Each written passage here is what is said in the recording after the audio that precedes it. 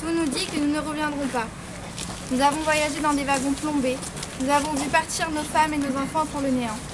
Et nous, devenus esclaves, nous avons fait 100 fois le parcours de la bête au travail, morts à nous-mêmes avant de mourir à la vie anonyme.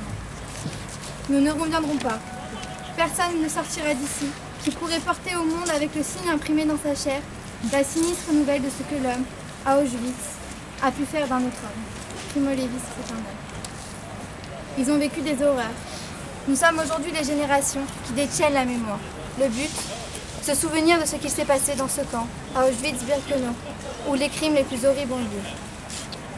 J'aimerais aujourd'hui que vous preniez conscience que l'air qui nous transperce est l'air qui les a transpercés, que nous sommes dans un des lieux les plus horribles de notre histoire et qu'il faut que nous nous rappelions à vie. Ces familles détruites, ces générations perdues, ces enfants qui cherchent leur histoire.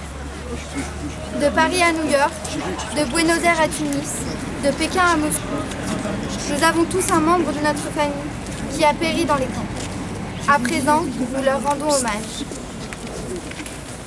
Je suis fière de nous aujourd'hui, détenteurs de la mémoire, détenteurs de l'histoire. Ce soir, Tikva est réunie. Tikva, qui signifie cet espoir que ces millions de juifs, nos frères, ont perdu à jamais. À Auschwitz, on parle de cris, de crimes, de crématoires. C'est tellement plus parlant que les histoires. On marche sur vos pas, même si on n'y était pas. Les allées sans retour, les vies sans parcours, les images de désespoir, gravées à jamais dans nos mémoires. Cette horrible et effroyable histoire, ces longs et froids couloirs, ces nombreuses personnes qui ne sont jamais revenues, tout à présent disparues. Ces nombreuses personnes, croyant en leur avenir, comprendront bien vite que leur futur, c'est mourir. La mort les a emportés, le vent les a ramassés. Ces enfants épuisés sur ces trottoirs, ces larmes coulant le long de leur visage. Il ne cessait de prier le ciel pour une vie bien plus belle. Plus aucun rire, plus aucun sourire à l'horizon. Ce sont des vies brisées que nous retrouvons.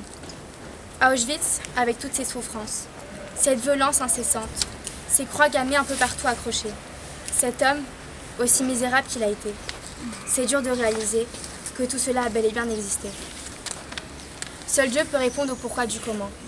La liberté, ces hommes n'auront jamais compris ce qu'était cette liberté. שיר למעלות,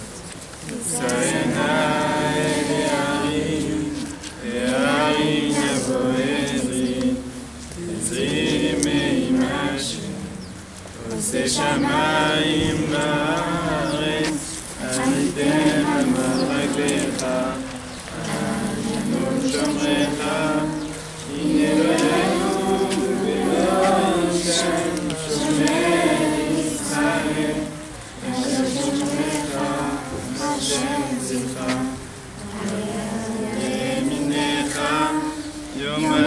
השמש לא יככה וירח בלילה, השם ישמור מקרא, ישמור את נפשך, השם ישמור ובואך מעתה ועד עולם.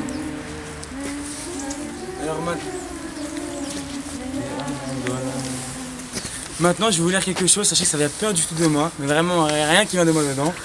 C'est en fait c'est des écrits, enfin un écrit en gros des discussions que le rabbi a eu par rapport à la Shoah. Donc rien du tout vient de moi là-dedans. Donc voilà. Jordan, il m'a demandé de jouer en fond une chanson qui est sur des paroles de la Gemara. Elu va'elu omrim, ashri mi shelo chata ou mi shechata yashuv limchol lo. Il y a ceux qui ont fauté, il y a ceux qui n'ont pas fauté. Mais les deux, ils disent, Elu va'elu omrim, les deux disent, ceux qui ont fauté et ceux qui n'ont pas fauté disent, ashri mi shelo chata, heureux l'homme qui n'a jamais fauté. Mi shechata, par contre celui qui a fauté, pas qu'il pense qu'il n'y a pas d'espoir. Yashuv, il suffit qu'il revienne, ve'imchol lo.